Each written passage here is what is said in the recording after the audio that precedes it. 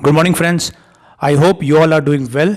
Today is 27th August and we will start with today current affairs newspaper analysis. आज हमने UPSC prelims GK questions के साथ साथ English के जो इम्पोर्टेंट वर्ड्स हैं वो भी आज के सेशंस में हमने रखा है. हम शुरुआत करेंगे जीके क्वेश्चंस के साथ में. जो क्वेश्चंस है वो मैं पुटअप करूँगा और इसके आंसर्स आज का जो पूरा सेशन होगा उसके दौरान आपको मिलेंगे. वीडियो के एंड में मेंस के क्वेश्चंस यूपीएससी या सब्जेक्टिव एग्ज़ाम की आप प्रिपरेशन कर रहे हैं तो I will ask mains questions, और साथ ही साथ इंग्लिश के हमने कुछ 8 या 10 वर्ड्स लिए हैं जो आज के हिंदू एडिटोरियल से रिलेटेड हैं या न्यूज़पेपर में जो आर्टिकल्स हैं उनसे रिलेटेड है. कुछ हमारे सब्सक्राइबर और स्टूडेंट्स ये चाहते थे कि न्यूज़पेपर एनालिसिस के साथ साथ इंग्लिश वोकेबलरी या वर्ड्स जो हैं टफ वर्ड्स उनको भी बताया जाए, तो मैंने वो वीडियो के आखिरी में रखा है. वैसे वर्ड्स को शुरू में हम पैटर्न रखेंगे जो हमारा जी के क्वेश्चंस हैं. आज के क्वेश्चंस हम देखेंगे क्या क्वेश्चंस आज के हैं. ये हमारे आज के क्वेश्चंस हैं. What is export preparedness index, which state tops the EPI 2020. Export preparedness index में 2020 में कौन सा स्टेट ने टॉप किया है. Who is the first female film director of Afghanistan. What is low earth orbit, ये स्पेस से रिलेटेड है. What is AFSPA AFSPA. Which state has propose for 3 capitals. What is Hezbollah. And last question है where is Mediterranean sea located. तो इनके answers अगर आपको आता है आप कमेंट में लिखेंगे, नहीं तो पूरे सेशन के दौरान मैं आपको इसके आंसर्स दूंगा. तो शुरू करते हैं आज का एनालिसिस. पहले सबसे इम्पॉर्टेंट जो न्यूज़ है वो ये न्यूज़ है, इसको मैंने काफ़ी डिटेल में कवर किया है और ये भी काफ़ी खुशी की बात है. जो हमने GST पे जो क्वेश्चन दिया था, मैंने जो प्रेडिक्ट किया था क्वेश्चन, उसमें लगातार जो अपोजिशन है उन्होंने भी सिमिलर लाइन पे डिमांड किया है. एंड उन्होंने भी even opposition parties have asked for revisiting the GST framework. Exactly मेरे यही क्वेश्चंस थे कि is there need to revisit the GST framework और GST एक्ट. क्या GST एक्ट को रीविजिट करने की ज़रूरत है. एंड अपोजिशंस की पार्टीज अभी मीटिंग अभी हुई है, उसमें यही बात लिया गया. देखते हैं क्या क्या हुआ इस मीटिंग में. अपोजिशन की मीटिंग हुई जिसमें जो अपोजिशन पार्टीज़ हैं उन्होंने पार्टिसिपेट किया. पहला जो इशू उठाया वो JEE और नीट जो सितंबर में एग्ज़ाम होना है उसके पोस्टपोनमेंट को लेके हुआ है. दूसरा हुआ है, मैंने हाईलाइट किया है कि revisit of the GST framework if union government is unable to pay compensation. Opposition ने कहा है कि जो GST एक्ट लागू हुआ उसके तहत ये प्रावधान है कि जो भी डेफिसिट होगा स्टेट गवर्नमेंट का टैक्स कलेक्शन में जो कमी होगी वो सेंटर पे करेगा 5 साल तक. तो इस साल में प्रॉब्लम ये हुई है कोरोना की वजह से सेंट्रल गवर्नमेंट का भी रेवेन्यू कम हुआ है, तो उसी रेवेन्यू से गवर्नमेंट पे करती थी स्टेट्स गवर्नमेंट को, तो वो उसमें प्रॉब्लम आई है. आज GST काउंसिल की मीटिंग है, देखते हैं उसमें क्या निकल के आता है. नेक्स्ट क्या पॉइंट्स उठाए हैं. नेक्स्ट पॉइंट्स ये उठाए हैं अपोजिशन मीटिंग में दैट सेंटर स्टेट रिलेशंस के ऊपर क्वेश्चन मार्क उठाया है. एंड देन ये कहा है डिलेड GST पे आउट्स. कौन कौन सी इश्यूज़ हैं. GST पे outs, ordinances issued on agricultural marketing. देखिए ये एग्रीकल्चरल मार्केटिंग का जो ऑर्डिनेंस है ये भी मैंने आपको फ्लैग आउट कर दिया था, इससे भी रिलेटेड क्वेश्चन दिया था कि ये भी एक इंपॉर्टेंट इशू है. अगला क्या है the draft environment impact assessment notification, ये भी एक इशू है. Auction of coal mines and privatisation of public sector assets and national education policy. So इतने पॉइंट्स उठाए गए हैं और इन सभी पॉइंट्स को जो पार्लियामेंट का सेशन जो मैंने कल बताया था शुरू होने वाला है उसमें उठाए जाएंगे. फिर ये क्वेश्चन किया है कि जो बच्चे हैं उनको क्या प्रॉब्लम आएगी कोरोना में. ये प्रॉब्लम आएगी कि वो एग्जामिनेशन सेंटर तक पहुंचेंगे कैसे. जिन बच्चों के अपने डिस्ट्रिक्ट या अपने शहर में नहीं दूसरे शहर में अगर सेंटर है तो वो वहाँ तक कैसे पहुंचेंगे, क्योंकि कोरोना के टाइम में कम ट्रांसपोर्ट फैसिलिटीज़ चल रही है.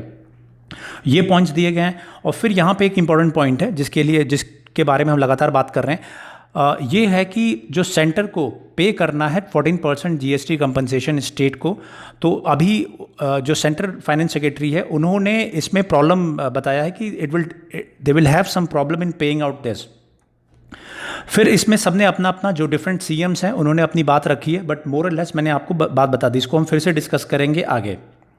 नाउ नेक्स्ट जो आर्टिकल है ये रिलेटेड है सुप्रीम कोर्ट ने क्या कहा है? सुप्रीम कोर्ट ने ये कहा है कि लोन मॉरेटोरियम स्कीम जो लागू की थी, आपको याद होगा कोरोना के जब शुरू हुआ था उसके बाद मई में फाइनेंस मिनिस्टर और जो गवर्नमेंट पॉलिसीज आई थी उसमें ये कहा गया था कि 3 महीने तक, अगले 3 महीने तक आपको लोन पे इंटरेस्ट पे करने की आवश्यकता नहीं है ना। उसमें ये हुआ है कि गवर्नमेंट ने ये कहा है कि it's not a loan waiver, इस लोन डेफरमेंट, मतलब आपको लोन वेवर नहीं मिल रहा है, आपको इंटरेस्ट वेवर नहीं मिल रहा है कि आप इंटरेस्ट पे ही नहीं करेंगे।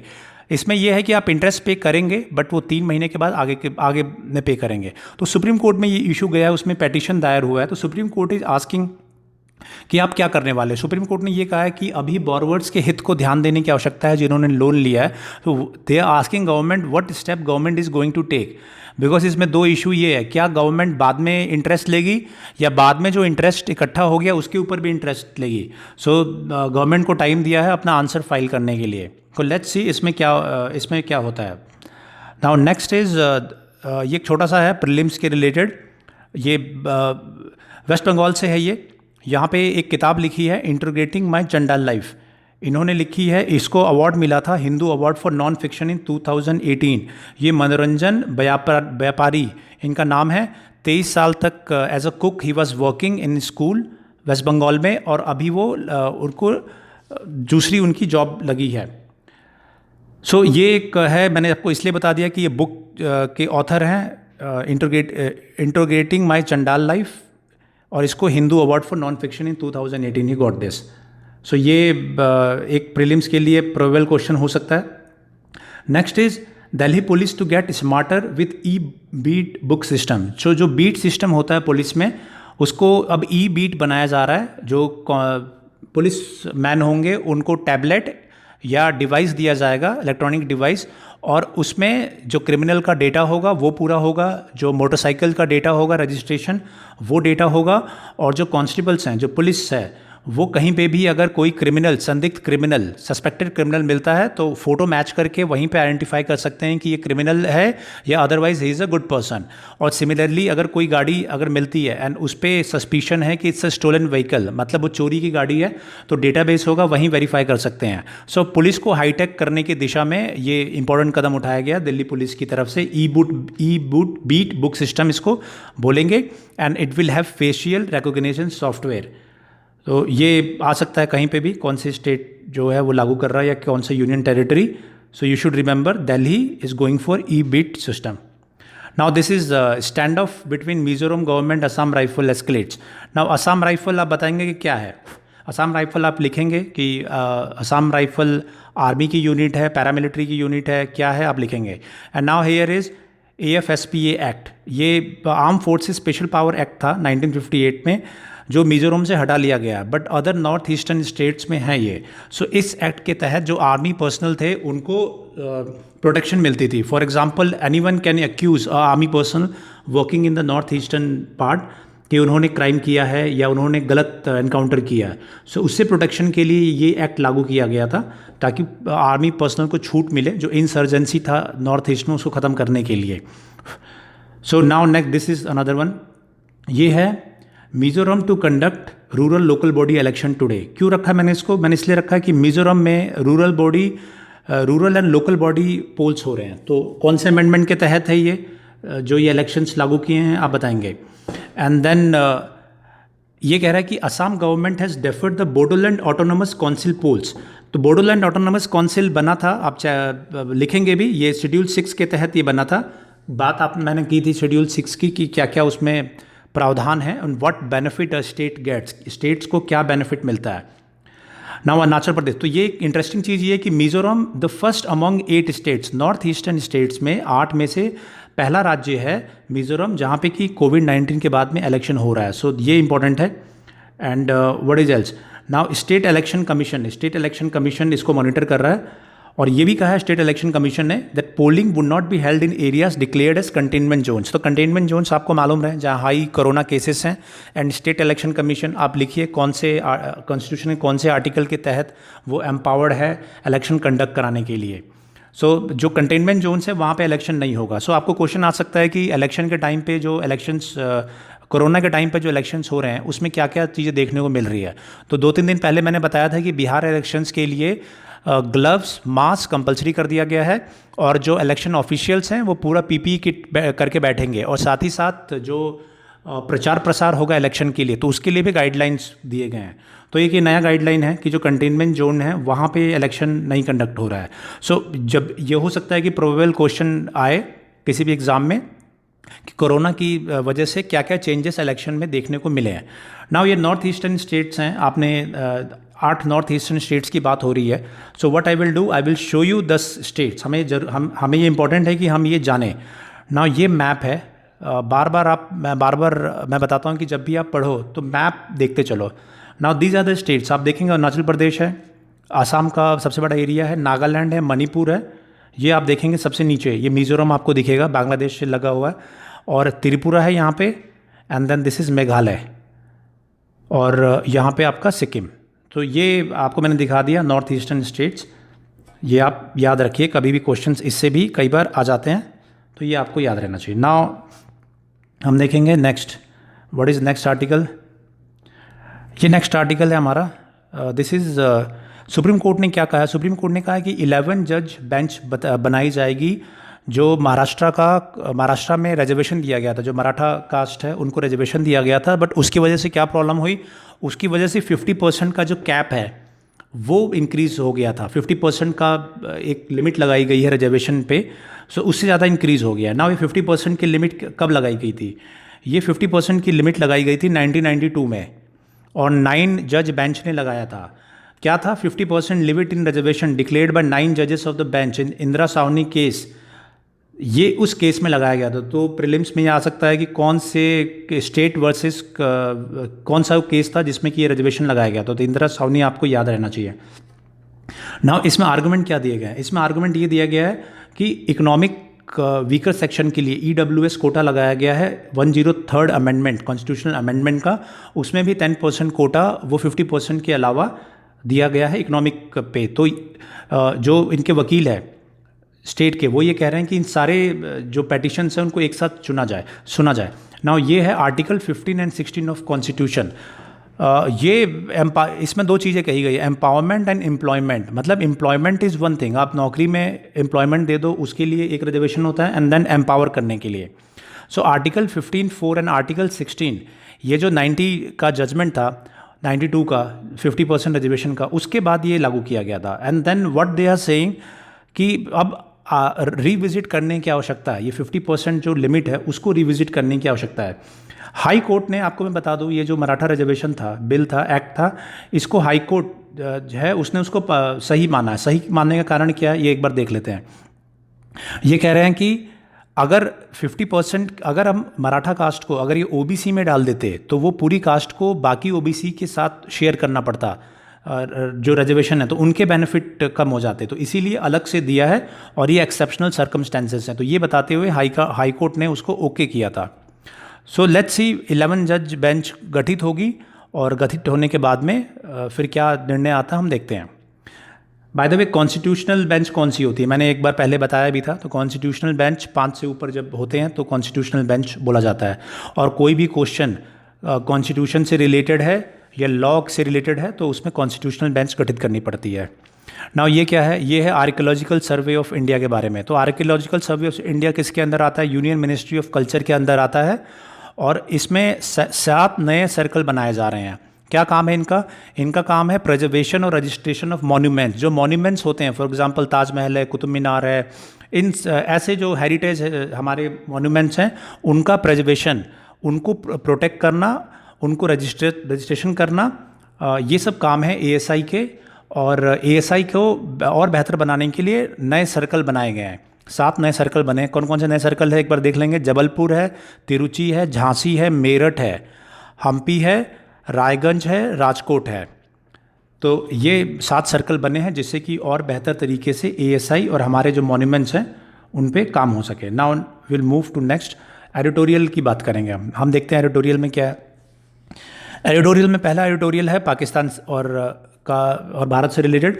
पाकिस्तान ने अभी एक स्टेटमेंट जारी किया था UN सिक्योरिटी काउंसिल के हवाले से। उन्होंने कहा था कि UN सिक्योरिटी काउंसिल में हमने टेररिज्म पे ये स्टेटमेंट दिया है, सो इंडिया ने उसको अपोज किया है। वो जो मीटिंग हुई थी, basically that meeting was for जो सिक्योरिटी काउंसिल के मेंबर्स हैं, 5 permanent and 10 non permanent members हैं, उनके लिए वो मीटिंग थी। लेकिन पाकिस्तान ने वहाँ पे स्टेटमेंट जारी किया तो भारत ने उसका विरोध किया है। नेक्स्ट उस स्टेटमेंट में है क्या, स्टेटमेंट्स में कुछ बातें कही गई है, उसको हम लोग कवर कर लेंगे ना। उसमें ये कह रहा है पाकिस्तान एज यूजुअल, उनका ये कहना है कि they are victim of terrorism, और भारत पे भी आरोप लगाया है कि भारत उनके कंट्री में टेररिस्ट एक्टिविटीज़ को बढ़ावा देता है। क्या बात कह रहा है, वो ये कह रहा है कि भारत ने ये कहा है कि जो एरिया है, पाकिस्तान ये कह रहा है कि हमने अलकायदा को ख़त्म किया, लेकिन पाकिस्तान ये भूल जा रहा है कि ओसामा बिन लादेन जैसे टेररिस्ट वो पाकिस्तान में ही मिले हैं। फिर बात के कह रहा है कि तहरीक तालिबान पाकिस्तान के द्वारा जो टेररिस्ट अटैक किए जा रहे हैं पाकिस्तान में, वो भारत के द्वारा स्पॉन्सर किया जा रहा है। तो भारत ने इस बात को रिजेक्ट किया है। उसके बाद में फिर ये बात किया कि भारत लोगों को हायर करता है और पाकिस्तान में अटैक करवा रहा है, और नाम लिया है कुलभूषण जाधव का, जो फॉर्मर नेवल ऑफिसर है। तो भारत ने इसको भी रिजेक्ट किया है। उसके बाद पाकिस्तान बात करता है भारत के जो जम्मू एंड कश्मीर की, और जम्मू एंड कश्मीर के हवाले से कहता है कि इंडिया वहाँ पे स्टेट टेररिज्म को बढ़ावा दे रहा है। तो भारत ने उस चीज़ को भी रिजेक्ट किया है। सो बेसिकली ये है कि पाकिस्तान, अक्टूबर में जो मीटिंग होनी है, पाकिस्तान को FATF के तहत, जो फाइनेंशियल एक्शन टास्क फोर्स है UN सिक्योरिटी काउंसिल का, उसके तहत कई बिंदुओं पे कदम उठाना था, लेकिन अभी तक 14 बिंदुओं पे ही कदम उठा चुका है। सो उसमें उसकी स्क्रूटनी होनी है, और ग्रे लिस्ट से ब्लैक लिस्ट में जा सकता है पाकिस्तान। और भारत के लिए ये खबर है कि जनवरी 2021 से जो नॉन परमानेंट मेंबर है 10 UN सिक्योरिटी काउंसिल के, उसमें भारत को स्थान लेना है। भारत उसके लिए चुना गया है, वोट हुआ था उसमें, 180 देशों ज़्यादा देशों ने भी भारत के लिए वोट किया था, तो भारत को उसमें जगह मिलने वाली है। सो इसीलिए पाकिस्तान परेशान है और इस तरीके के आरोप लगा रहा है। नाउ ये है नेशनल एजुकेशन पॉलिसी से इंपॉर्टेंट, इसको ध्यान से समझिएगा। नेशनल एजुकेशन पॉलिसी पे काफ़ी बात हो चुकी है, इसको मैं समझाता हूँ। ये ऑथर ये बात करते हैं कि ये जो प्रपोजल है नेशनल एजुकेशन पॉलिसी का 10+2 से इसको चेंज करके, जो मतलब कोठारी कमीशन था पहले, कोठारी कमीशन जो गठित किया गया था 1964 से 1966, कोठारी रिपोर्ट थी, उसमें 10+2 मतलब बच्चा पहली में जाए, फिर पहली से लेकर 10वीं तक पढ़े एक स्कूल में, एंड देन फिर 11th और 12th के लिए आर्ट, साइंस, कॉमर्स इस तरीके का डिसाइड हो, ये सिस्टम था। अभी इसको क्या चेंज किया है गवर्नमेंट ने, 5+3+4, मतलब पहले 3 ईयर्स, 3 साल से 3 साल, 4 साल, 5 साल, इन जो नर्सरी, LKG, UKG है और 1 और 2, तो इन 5 क्लासेस को एक साथ लिया है, और उसके बाद 3rd, 4th, 5th इनको एक साथ लिया है, फिर उसके बाद नेक्स्ट उनको लिया है। नाउ इसमें क्या है, इसमें ये कह रहे हैं कि बच्चों को कम एज से, 3 साल की एज से पढ़ने हम भेज रहे हैं। वो कह रहे हैं ठीक है, लेकिन हमने 3 चीज़ों को इसमें टारगेट किया है। किन 3 चीज़ों को टारगेट किया है? रीडिंग, राइटिंग और न्यूमेरिकल स्किल्स, मतलब नंबर 1 2 3 4 आना। इन 3 चीज़ों को हमने किया है। तो ऑथर का ये कहना है कि उनके हिसाब से 3 साल के बच्चे को स्कूल में डालना वो थोड़ा प्री मैच्योर हो जाता है। मतलब 3 साल का बच्चा स्कूल में जा रहा है, पढ़ाई शुरू कर दे रहा है, सोसाइटी के प्रेशर में हम भेज तो दे रहे हैं, लेकिन किस तरीके की वो पढ़ाई कर रहा है उसको ध्यान देना बहुत ज़रूरी है। फिर वो कह रहा है कि जो अभी स्ट्रक्चर है पढ़ाई का, जैसे अ से आम या A फॉर एप्पल, इस हिसाब से जो पढ़ाई कराते हैं कि अल्फ़ाबेट को हम दिखाते हैं, उससे संबंधित जो भी ऑब्जेक्ट है उसके बारे में बताते हैं। तो इस मैथडोलॉजी को, पेडागोजी को, इसको चेंज करने की आवश्यकता है, ये बात कहते हैं। फिर ये कहते हैं कि जो आर्टिकल 45 ऑफ द कॉन्स्टिट्यूशन है, ये याद रहे, आर्टिकल 45 ऑफ द कॉन्स्टिट्यूशन क्या कहता है कि 8 साल की स्कूलिंग क्लास 1 से लेके क्लास 6 तक वो इंश्योर करता है, आर्टिकल 45 इंश्योर करता है भारत का कॉन्स्टिट्यूशन का। सो उन्होंने यही बात ही कही है इसी तरीके की। सो ये इसी बात को कंक्लूड इसी चीज़ से कह रहे हैं कि by promoting foundational literacy and numeracy as a key educational target of early school, we are likely to stress further and already embattled childhood. मतलब बच्चों के लिए लड़ाई लड़ रहे हैं, और ये कह रहे हैं कि बच्चों को काफ़ी स्ट्रेस बढ़ेगा, इनको इतना पढ़ा के 3 साल की उम्र से, 2.5-3 साल से ही जो बच्चों को स्कूल भेजेंगे, और इतना दबाव, रीडिंग, राइटिंग, नंबर भी सीखे। लेकिन इसमें क्या करना चाहिए उन्होंने ये नहीं बताया कि इसका सोल्यूशन क्या है। अगर बच्चा अगर छोटी क्लास से अगर स्कूल नहीं जाएगा तो उसका क्या अल्टरनेटिव होगा, ये इन्होंने नहीं लिखा है। फिर ये है हमारा एग्रीकल्चरल मार्केट रिफॉर्म्स है ना, इसके बारे में मैं कई बार बात कर चुका हूँ। जो एग्रीकल्चरल ऑर्डिनेंस आए, ये क्या कहता है? ये कहता है कि the recent reform in agricultural marketing have bought a sea change in policy. ये कह रहे हैं कि जो एसेंशियल कमोडिटीज़ एक्ट में रिस्ट्रिक्शंस थे उनको हटा दिया गया, और वो इसलिए हटाया गया कि प्राइवेट इन्वेस्टमेंट आए एग्रीकल्चर में, which will help farmers of serial pulses. जो फार्मर्स है जो दाल उगाते हैं, पल्सेस उगाते हैं, प्याज और आलू जो उगाते हैं, उनको लाभ मिले, इसीलिए जो प्राइवेट लोगों को है इसमें इनवाइट किया जा रहा है एग्रीकल्चर में। जो ऑर्डिनेंसेस आए हैं इसमें, और ऑर्डिनेंसेस से कॉन्ट्रैक्ट फार्मिंग को बढ़ावा मिले, इसलिए ऑर्डिनेंसेस गवर्नमेंट लेके आई थी। फिर ये बात करते हैं कि ये एक हिस्ट्री देते हैं कि पहले भी इलेक्ट्रॉनिक 2016 में लॉन्च किया गया था, इलेक्ट्रॉनिक नेशनल एग्रीकल्चरल मार्केट, ई नाम ये लॉन्च किया गया था। और ई नाम का क्या पर्पस था? ई नाम का था कि एक मार्केट बेस्ड मैकेनिज्म बनाया जाए जो कि बेस्ट प्राइस है जिससे फार्मर को वो मिल सके। तो पहले फेज़ में 585 मार्केट 16 स्टेट्स में आइडेंटिफाई किए गए थे, लेकिन किसी तरीके से ये चल नहीं पाया, क्योंकि इसमें जो APMC एक्ट था, agricultural produce market committee act, वो उसमें चेंजेस करने थे और कई जो स्टेट गवर्नमेंट है वो नहीं कर पाए।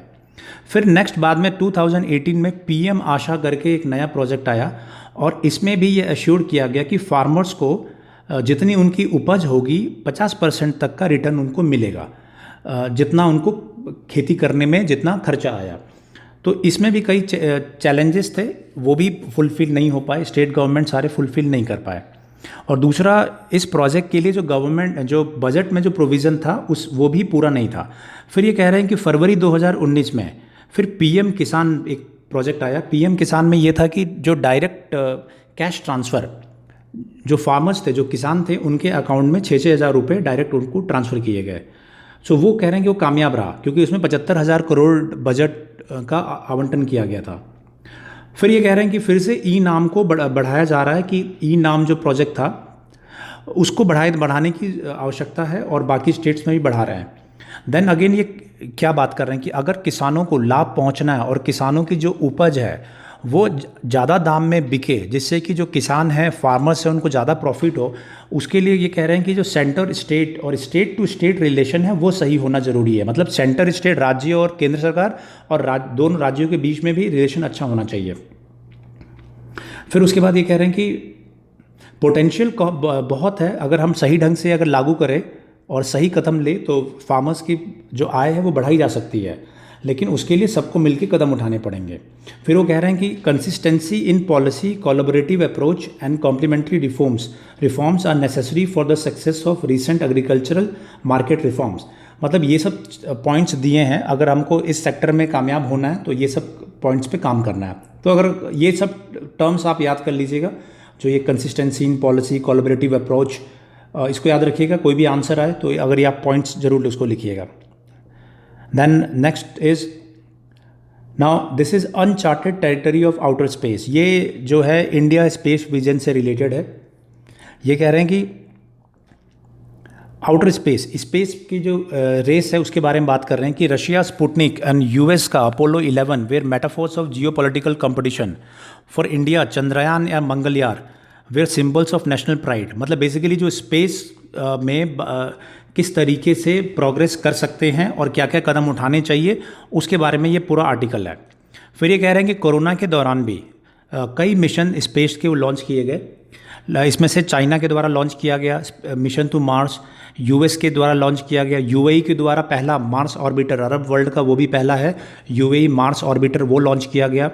जो पहला कमर्शियल स्पेसक्राफ्ट था SpaceX के द्वारा, वो भी लॉन्च किया गया। और चाइना ने कंप्लीट किया एक सैटेलाइट नेविगेशन सिस्टम बेइडो, ये कंप्लीट किया। ये याद रखिएगा आप, ये बेइडो आप याद रखिएगा, सैटेलाइट नेविगेशन सिस्टम है। और उसके बाद एक रिपोर्ट ये भी आई थी कि रशिया ने एंटी सैटेलाइट वेपन की टेस्टिंग की है।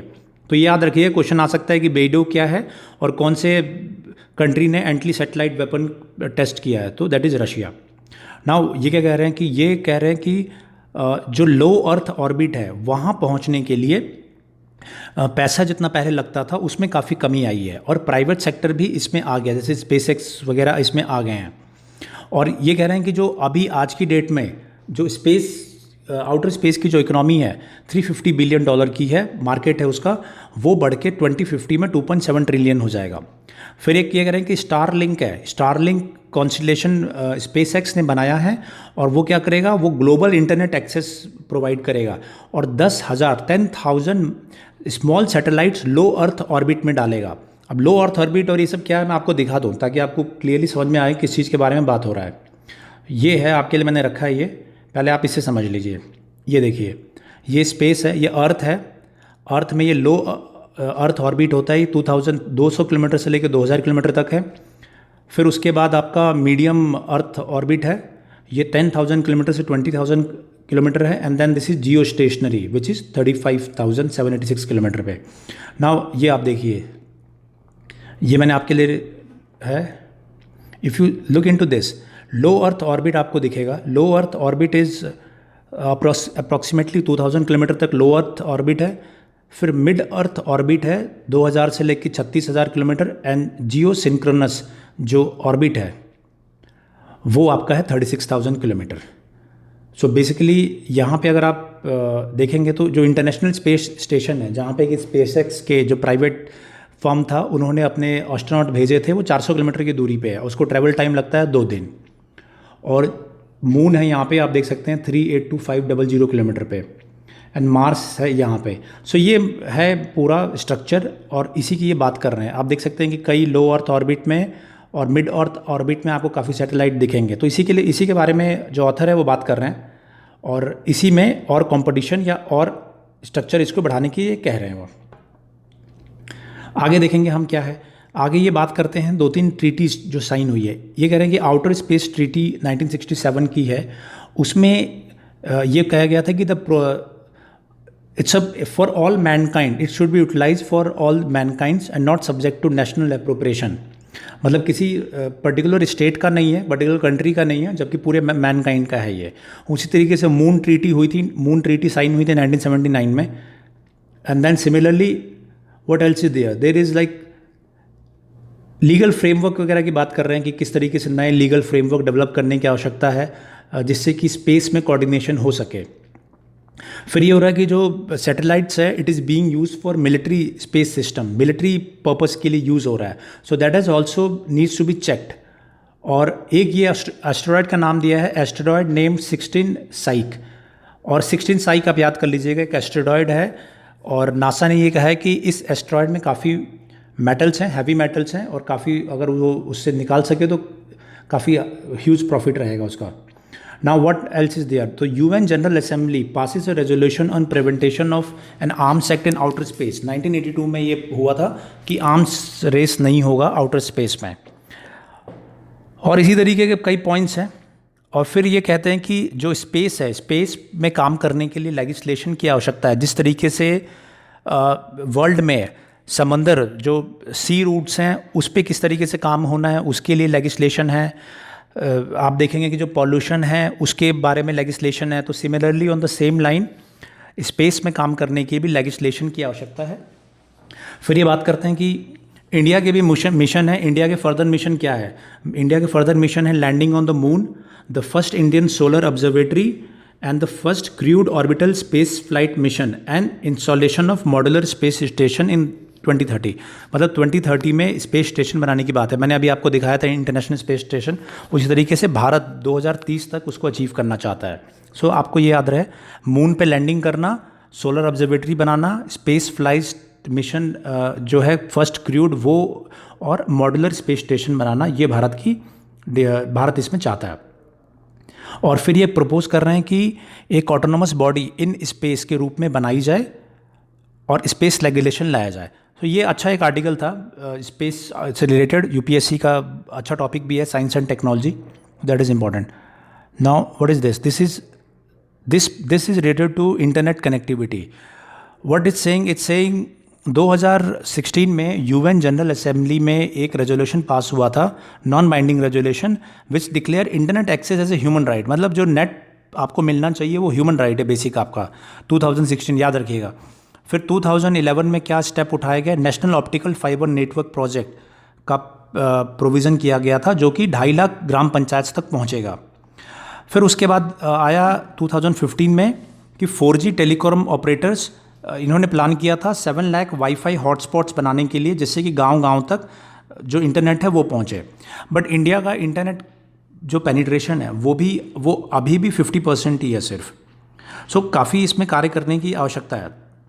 फिर ये बात कहते हैं कि नेशनल एजुकेशन पॉलिसी 2020 में आईसीटी का बहुत इस्तेमाल करने की बात कही गई है, लेकिन वो कैसे होगा वो भी देखने की बात है, मतलब how will we achieve that, so that's another challenge. So this was regarding the internet connectivity, कैसे वो लोगों तक लास्ट माइल तक हम पहुंचा पाएंगे।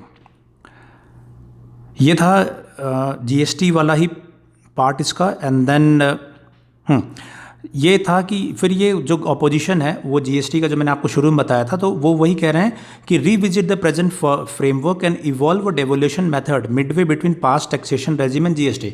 मतलब ये कह रहे हैं कि जो पास्ट में जो पहले पावर थी स्टेट्स के पास में और अब सेंटर के पास में है जीएसटी के तहत, तो ये कह रहे हैं कि अगर पैसा नहीं दे पा रही है सेंट्रल, तो हम एक बीच का रास्ता अपना सकते हैं। जो पास्ट का जो मॉडल था जिसमें स्टेट कलेक्ट करते थे और जीएसटी, उसके बीच का मॉडल हो। तो ये तो निश्चित है कि इस बार जीएसटी को रिविजिट किया जाएगा और देखते हैं उसमें से क्या निकल के आता है। That will wait. What is next? ये है रिलेटेड टू आंध्र प्रदेश। आंध्र प्रदेश में 3 कैपिटल बनाने की बात कही गई है। एक अमरावती में, कुरनूल में और विशाखापट्टनम में। 3 अलग अलग टाइप के, एक लेजिस्लेटिव कैपिटल राजधानी बनाने के लिए, एक जुडिशियल राजधानी और एग्जीक्यूटिव राजधानी। तो ये इंटरेस्टिंग अपने आप में। क्यों करना चाहते हैं? इसलिए करना चाहते हैं कि आंध्र प्रदेश जो गवर्नमेंट है उनका ये मानना है कि अलग अलग इंटरेस्ट है और अलग अलग टाइप के एरियाज़ हैं आंध्र प्रदेश में, और सभी एरियाज़ को इक्वल रिप्रेजेंटेशन मिले और सबका ग्रोथ हो। इसलिए 3 राजधानी हम बनाएंगे जिससे कि तीनों एरिया का डेवलपमेंट होते रहे, क्योंकि उसमें कोस्टल एरिया भी है, इंटरनल आंध्रा भी है, रायलसीमा, तो ये सभी के लिए इन्होंने अपना ये किया है ना। हाई कोर्ट ने उसको आई थिंक रिजेक्ट कर दिया। हाई कोर्ट ने उसको रिजेक्ट कर दिया है, तो फिर उस पर सुनवाई चल रही है। एंड लेट्स सी इसमें आगे क्या होता है। नाउ नेक्स्ट इज ये एक लाइन का है, पुलिकली। पुलिकली टाइगर डांस है जो कि ओणम के दौरान केरला में होता है। तो बेसिकली नाम याद रखिएगा, पुलिकली टाइगर डांस। और वहाँ पे लोग क्या करते हैं, अपने बॉडी को आप देख सकते हैं पेंट कर लेते हैं टाइगर के कलर के रूप में, टाइगर के फ़ोटो से पेंट कर देते हैं।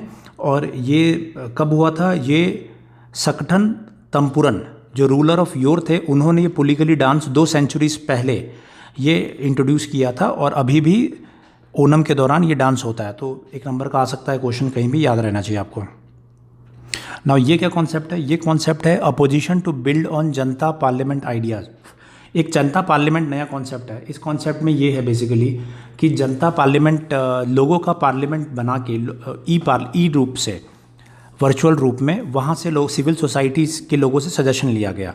तो इसमें अपोजिशन पार्टीज थी, तो उन्होंने कुछ इश्यूज़ निकाले हैं। क्या इशू निकाले हैं? इश्यूज़ देख लीजिए आप। इश्यूज़ हैं universalisation of PDS, public distribution system. फिर है right to health care, opposition to the government agricultural marketing ordinances and possibility of universal basic income. तो ये 4 पॉइंट रखे हैं जो कि ये पार्लियामेंट का जो सेशन है उसमें उठाने वाले हैं। ये बेसिकली ये जो अपोजिशन पार्टीज़ है उनका ये ग्रुप है, और उसमें ये कोशिश कर रहे हैं कि सिविल सोसाइटी से भी जनता पार्लियामेंट के थ्रू सजेशंस लिया जाए। सो उनकी बेसिक डिमांड 4 मैंने पॉइंट बता दिए। मेन बेसिक डिमांड ये है कि लोगों के हाथ तक पैसा पहुँचे, तो यूनिवर्सल बेसिक इनकम वो इंश्योर करना है। नाउ यहाँ पे क्या है? यहाँ पे ये है कि जो कल मैंने बताया था कि चार्जशीट फाइल हुई है एनआईए केस में। सो उसमें जो फ़ोन का इस्तेमाल हुआ था, उस फ़ोन को क्रैक किया गया और उसका इंटरनेट प्रोटोकॉल आईपी एड्रेस जो है वो ट्रेस किया गया। इसमें जो यूएस की फेडरल ब्यूरो ऑफ इन्वेस्टिगेशन है, उन्होंने भारत की मदद की थी। तो एफबीआई क्या है? यूएस का इन्वेस्टिगेशन एजेंसी है। कैसे किया ट्रैक? इंटरनेट प्रोटोकॉल उसका निकाला, और इंटरनेट प्रोटोकॉल के थ्रू वो ट्रेस हुआ मुजफ्फराबाद, पाकिस्तान में। तो मुजफ्फराबाद में आपको मालूम होगा कि वहाँ पे सर्जिकल स्ट्राइक भी हुआ था, और वहाँ पे टेररिस्ट कैंप चलते हैं। भारत बार बार इस चीज़ को कहता है। तो वहाँ पे ट्रेस हुआ आईपी एड्रेस। उस आईपी एड्रेस के माध्यम से क्या हुआ था? व्हाट्सएप पे वीडियो जो सर्कुलेट किया गया था, आपको ध्यान होगा पुलवामा अटैक होने के थोड़ी देर बाद ही एक वीडियो सर्कुलेट हुआ जिसमें कि जो आतंकवादी था आदिल अहमद दार, उसका वो वीडियो था जिसमें वो कह रहा था कि मैंने ये किया है, वो बात कही है।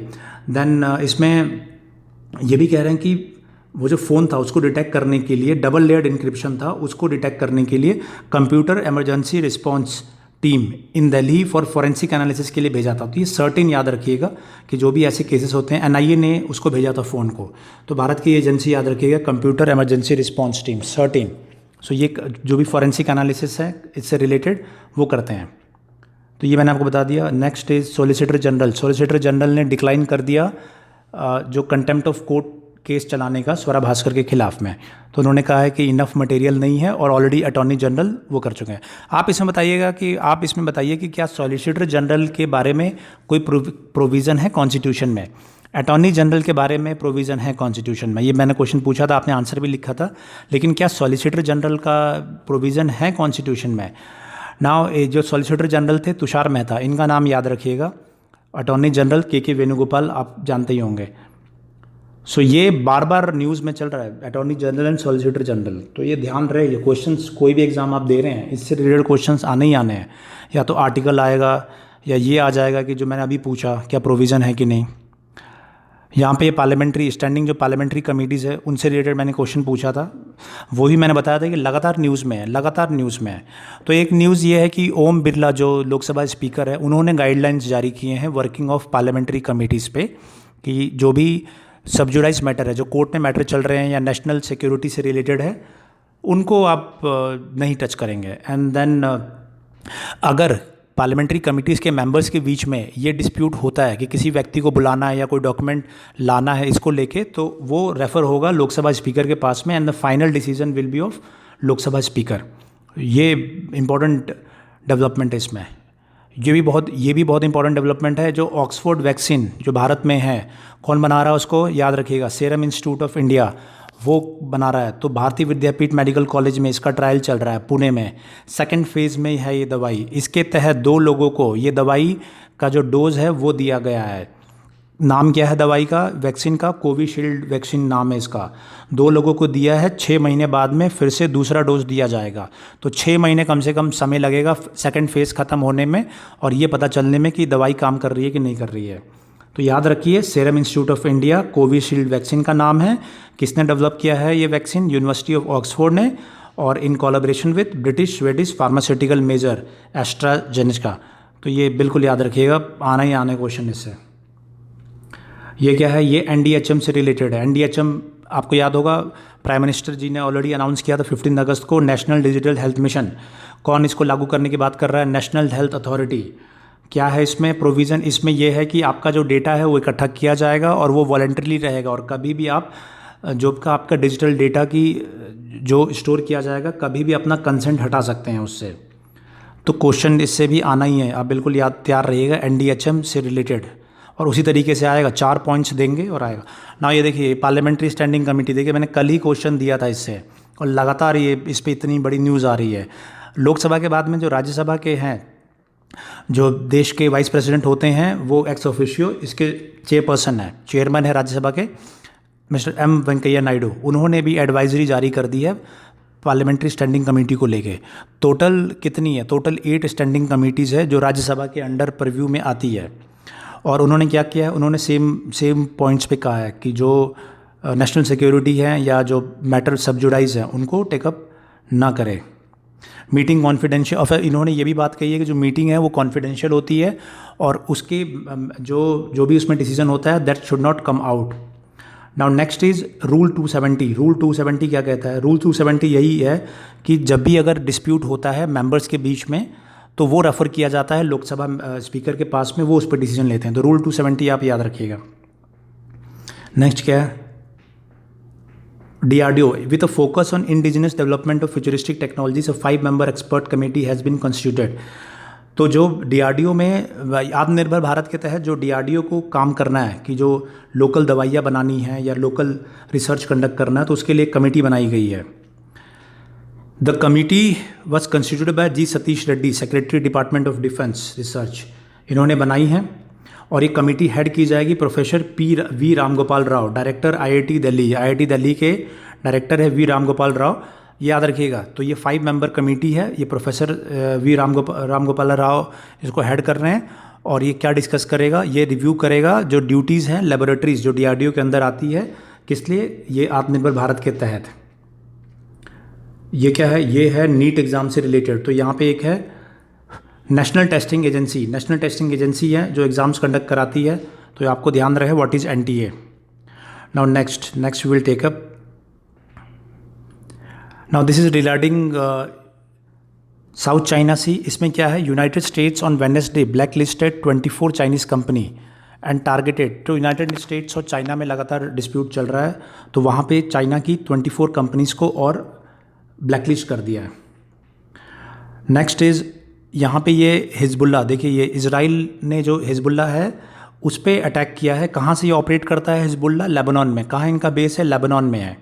तो बेसिकली क्या है, ये शियाइट बेस टेररिस्ट एक ऑर्गेनाइजेशन है जो अपने आप को स्ट्रगल बताते हैं कि हम स्ट्रगल कर रहे हैं, जो शियाइट लोग हैं उनके लिए, बट इजराइल जो है उनको टेररिस्ट ऑर्गेनाइजेशन मानता है और लगातार उनके बीच में लड़ाई चलती रहती है। सो लेट्स सी क्या होता है आगे। Then next is this is ये है जो टर्की और ग्रीस के बीच में जो डिस्प्यूट चल रहा है। तो एर्दोगन जो है टर्की के प्रेसिडेंट, उन्होंने क्या कहा? उन्होंने कहा कि ब्लैक सी, एगन एंड मेडिटेरेनियन सी में उनके जो इंटरेस्ट हैं उसके लिए वो लगातार लड़ाई करते रहेंगे। फिर टर्की और ग्रीस में डिस्प्यूट है, ईस्टर्न मेडिटेरेनियन वाटर्स के लेके डिस्प्यूट है। वहाँ पे नेचुरल गैस का काफ़ी बड़ा मिला है, उसको लेके डिस्प्यूट चल रहा है। फिर नेक्स्ट क्या है? नेक्स्ट है टर्की एंड ग्रीस नाटो अलाय हैं, दोनों क्या है? नाटो अलाय है। उसमें जो क्लेम्स है हाइड्रोकार्बन रिसोर्सेस हैं उनकी क्लेम को लेके डिस्प्यूट है। और ये भी है कि जर्मनी ने ऑफ़र किया है इसमें मीडिएशन करने का। So let's see what happens. मेरा ये क्वेश्चन भी था आपसे, मेडिटेरेनियन सी कहाँ पे है? सो ये बेसिकली सेंट्रल, आप एशिया पकड़ लीजिए या आपका यूरोप, तो टर्की ग्रीस का जो एरिया है वहाँ पे मेडिटेरेनियन सी है और वहाँ पे काफ़ी रिच रिसोर्सेज है। Eastern Mediterranean see basically hydrocarbon, natural gas से, तो उसको लेके जो डिस्प्यूट्स लगातार चल रहे हैं। Now what is next? Next is हाँ, ये मैंने पूछा था आपके अफ़गानिस्तान की फ़र्स्ट फीमेल डायरेक्टर, तो ये साबा सहार है, 44 ईयर एज है। काबुल में इन पे जो है अटैक हुआ है, गोली लगी है इनको 4, और ये साबा सहार पहली अफ़गानिस्तान की फ़र्स्ट फीमेल फिल्म डायरेक्टर है। इससे पहले एक प्रोमिनेंट अफ़गान वुमेन थी फौजिया कूफ़ी, राइट्स एडवोकेट, उन पे भी गोली चली थी। तो लगातार अफ़गानिस्तान से ऐसी खबरें आती रहती है। तो एक अलग इंसिडेंट है जहाँ पे कि फर्स्ट फीमेल डायरेक्टर है साबा सहार, उन पे अटैक हुआ है। Now let's see next. Now ये है इकोनॉमी से संबंधित। जो मैकेंसी की रिपोर्ट है उसने बोला है कि इंडिया को अगर वापस आना है, मतलब इकोनॉमी सही करना है, तो इंडिया की इकोनॉमी 8 से 8.5% के हिसाब से ग्रो करना चाहिए। अभी जो अनुमान है ये है कि जीडीपी जो है 5% कॉन्ट्रैक्ट करेगी। सो उसको अगर मेकअप करना है तो भारत को ग्रो करना पड़ेगा। कौन कौन से सेक्टर्स हैं? सेक्टर बताया है manufacturing, real estate, agriculture, health care and retail sector. ये इन सेक्टर्स को ग्रो करना पड़ेगा if Bharat economy has to grow, India economy has to grow. यहाँ पे क्या है? ये है एक जीएसटी काउंसिल की जो मीटिंग है उसमें कहा है कि जो नेट टैक्स लायबिलिटी है उस पर जीएसटी लगेगा, ना कि ग्रॉस टैक्स लायबिलिटी पे। यहाँ पे क्या है? यहाँ पे ये है कि जो कंपटीशन कमीशन ऑफ इंडिया है वहाँ पे कुछ रिटेलर्स हैं अमेज़ॉन पे जो काम करते हैं, अमेज़ॉन पे जो रजिस्टर्ड है वो गए हैं और वो आरोप लगाया अमेज़ॉन पे कि अमेज़ॉन जो है वो कुछ वहाँ पे जो लोग साइन हैं बड़े फर्म्स हैं उनको फेवर करता है और जो भी ऑर्डर्स आता है उन फर्म्स को चला जाता है और जो छोटे रिटेलर्स हैं उनके पास नहीं चलता है।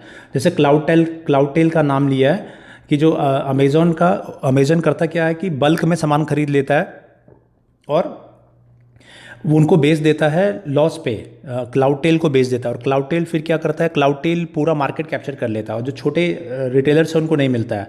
So competition commission of India में ये लोग गए हैं अमेज़ॉन के खिलाफ इन्वेस्टिगेशन को लेके। तो लेट्स सी उसमें क्या डिसीजन आता है। नाउ नेक्स्ट इज, ये मैंने आपसे क्वेश्चन पूछा था, Gujarat tops the export. Gujarat जो एक्सपोर्ट प्रिपेयर्डनेस इंडेक्स 2020 उसमें गुजरात पहले स्थान पे आया है और इस इंडेक्स में क्या है? इस इंडेक्स में चेक करते हैं ये जो जितने भी स्टेट्स हैं उनकी रैंकिंग बनाता है। Policy, states on policy, business ecosystem, export ecosystem, export performance, overall coastal, मतलब इन 4 चीज़ों को लेके ये बनाता है और इसमें गुजरात फर्स्ट आया है और जो बाकी भी टॉप 10 में है, टॉप 10 में सेकंड पे महाराष्ट्र है, थर्ड पे तमिलनाडु है। Now what is next? Next is एक यहाँ पे है टेलीकॉम सेक्टर सब्सक्राइबर बेस, मतलब जो टेलीकॉम में जितने सब्सक्राइबर बेस हैं, जिनके पास मोबाइल है, वो गिर गया। अब वो कितना है, 116 करोड़ पे है मई के आंकड़े के हिसाब से। तो अगर कभी आता है कि कितना बेस अभी है, सो you should remember this figure. Now what next? So this is all for the current affairs. Now जो हमने आज शुरू किया है, वी विल टेक अप जो मेंस का क्वेश्चन है, और जो मैंने बताया था कि इंग्लिश के वर्ड्स, कुछ वर्ड्स हम लेंगे, तो साथ ही साथ जो भी आप एडिटोरियल या न्यूज़पेपर एनालिसिस कर रहे हैं, तो कुछ वर्ड मीनिंग भी आपकी इंप्रूव होते रहे। So now let's take up. हम लेंगे, क्या है हमारे हैं कुछ, हम इसमें now this are the English words. जो ये वर्ड्स हैं वो आज के एनालिसिस में यूज़ हुए हैं, तो मैंने यहाँ पे टेकअप कर लिया है। तो पहला वर्ड है डेसिमेटेड। ये क्या है? ये एक वर्ब है। Decimated is a verb. इसका पास्ट टेंस होगा डेसिमेटेड, पास्ट पार्टिसिपल होगा डेसिमेटेड। इसका होता है कि डिस्ट्रॉय, टू किल और remove a large proportion. Hindi में मतलब है बर्बाद करना। ये है डेसिमेटेड। नाउ ये है प्रोजेनोसिस। ये क्या है? एक नाउन है। और ये क्या होता है? ये बेसिकली होता है जो भी रोग है उसका पूर्वानुमान लगाना, पूर्व लक्षण आइडेंटिफाई करना। उसको कोई भी अगर मर्ज है, बीमारी है, उसके कारणों को आइडेंटिफाई करना इज प्रोजेनोसिस। सो ये वर्ड भी मेडिकल से रिलेटेड है, तो ये इस्तेमाल हुआ था। I have taken it. Now ये है नेक्स्ट वर्ड, ऑब्सोलेसेंट। और ये एक एडजेक्टिव है, और इसका मतलब होता है अप्रचलित होना, ऑब्सोलीट हो जाना, मतलब अब प्रचलन में नहीं है। जैसे आप कह सकते हैं कि पुराने रेडियो से न्यूज़ सुनना अब ये अप्रचलित, ऑब्सोलेसेंट हो चुका है। ये वर्ड्स भी इस्तेमाल हुआ है। नेक्स्ट वर्ड है रेमिनेस। इस वर्ड का मतलब क्या है? स्मरण करना, मतलब पुरानी चीज़ों को याद करना इज़ रेमिनेस। ये एक वर्ब है, और इसका पास्ट टेंस है रेमिनिस्ड, और पास्ट पार्टिसिपल है, और it is indulge in enjoyable recollection of past event. मतलब पुरानी चीज़ों को जब आप याद करते हैं, पुराने स्मरणों को याद करते हैं, तो रेमिनिस उसे बोलते हैं। नाउ नेक्स्ट वर्ड है प्रील्यूड। प्रील्यूड एक वर्ब है, और इसका मतलब होता है प्रस्तावना। मतलब कोई भी इवेंट से पहले जो चीज़ है उसको प्रील्यूड बोलते हैं। नेक्स्ट वर्ड है काइमेरिक। काइमेरिक अच्छा वर्ड है, आप याद रखिएगा। काइमेरिक, काइमेरिक का मतलब क्या है? एक एडजेक्टिव है, और इसका है कि बेसिकली इल्यूजरी और इम्पॉसिबल टू अचीव। जो चीज़ आप इल्यूजरी है, जो अचीव नहीं हो सकती है, वो काइमेरिक उसको बोलते हैं, एडजेक्टिव है वो। नेक्स्ट है ग्रैंडियोर। ग्रैंडियोर जो शब्द है एक नाउन है वो, और इसका मतलब होता है वैभव, मैग्निफिसेंस, प्रोस्पेरिटी। ये इसका सिनोनिम्स भी है। तो ग्रैंडियोर वर्ड है वो कई बार ग्लोरीफाई करने के लिए इस्तेमाल होता है कि ग्रैंडियोर इवेंट कंडक्ट किया गया काफ़ी। तो ये वर्ड्स हैं आज के जो मैंने इंग्लिश के वर्ड्स पिकअप किए हैं। नाउ वी विल सी जो मेंस का हमारा क्वेश्चन है। नाउ लेट्स सी क्या मैंने मेंस के क्वेश्चन क्या है। मेंस का क्वेश्चन है व्हाट इज़ कोऑपरेटिव फेडरलिज्म। याद ध्यान से देखिए, what is cooperative federalism in context of COVID-19 and opposite parties stand argue that much needs to be done for achieving balanced center state relation। Question ये है कि cooperative federalism क्या है, और कोविड-19 और जो आज मैंने डिस्कस किया अपोजिशन पार्टीज़ का जो स्टैंड है उसके कॉन्टेक्स्ट में आप आर्ग्यू करिए, write your arguments that a lot needs to be done to achieve balance centre state relations. तो आप बेसिकली पूरे को एनालाइज करेंगे किस तरीके से सेंटर स्टेट रिलेशंस जो हैं वो अपोजिशन पार्टीज़ कह रही हैं कि सफ़र हुआ है। तो आप सिर्फ कोरोना या इकोनॉमी पे केंद्रित नहीं करेंगे, आप 360 डिग्री एनालिसिस करेंगे। पॉलिटिकली प्रॉब्लम हो सकती है सेंटर स्टेट रिलेशंस में, कल्चरली प्रॉब्लम हो सकती है, इकोनॉमिक का तो आपको मैंने बता ही दिया जीएसटी, लेकिन आप उसको अपने शब्दों में लिखेंगे। याद रखिए 250 वर्ड्स है मैक्सिमम यूपीएससी का, तो 250 वर्ड्स में आपको सारे पॉइंट लिख देने हैं। ऐसा नहीं करना है कि अगर आप शुरू किया आपने तो इकोनॉमी की बात कर रहे हैं तो जीएसटी के जितने इश्यूज़ हैं उसी में आपने 300 वर्ड लिख दिया, नहीं। तो उसका तरीका क्या है? उसका तरीका ये है कि जो मेजर पॉइंट्स आप जो कहना चाहते हैं वो पॉइंट वाइज लिखते जाइए, और जो मेजर उसका जो सब टॉपिक है उसको हाईलाइट करते जाइए। उसके अंदर आपको डिटेल देने की बहुत ज़्यादा आवश्यकता नहीं है। अगर आपके पास वर्ड्स की कमी है तब आप लिखिए, बट मेरे हिसाब से इस क्वेश्चन को 250 वर्ड्स में लिखना है, तो मैं सारे पॉइंट्स लिख दूंगा। कोऑपरेटिव फेडरलिज्म को समझाऊंगा, कोविड-19 के बाद क्या दिक्कतें आई है और पोजीशन पार्टीज़ की स्टैंड क्या है, एंड फिर उसके बाद में और क्या कदम उठा सकते हैं। देखिए, आपको इसमें सॉल्यूशन भी देना है, तो क्वेश्चन का कोई भी पार्ट आप इग्नोर नहीं करेंगे। जैसे आप बना लीजिए कि कोऑपरेटिव फेडरलिज्म आपको बताना है, पहला आपने ये टॉपिक बना लिया, फिर आपने बता लिया कि कोविड-19 के कॉन्टेक्स्ट में क्या दिक्कत आई है, अपोजिशन पार्टीज़ का स्टैंड क्या है, वो एक बना लिया। फिर आपने ये रखना है कि सेंटर स्टेट रिलेशंस के आर्टिकल्स आप जरूर मेंशन करिए, कॉन्स्टिट्यूशन के जो आर्टिकल्स हैं वो आप ज़रूर मेंशन करिए। जीएसटी का कौन सा आर्टिकल है, सेंटर स्टेट रिलेशंस से रिलेटेड और भी बहुत सारे पॉइंट्स हैं।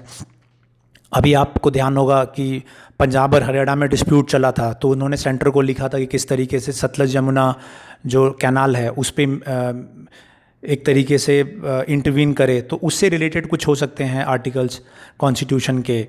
तो आप इसको देखिए ध्यान से और सही इसको आंसर दीजिए। आप फिर सीबीआई का केस टेकअप कर सकते हैं कि किस तरीके से सीबीआई की प्रॉब्लम हुई कि महाराष्ट्र ने मना किया, बिहार ने हाँ किया, फाइनली सीबीआई हुआ, फिर सुप्रीम कोर्ट जाना पड़ा।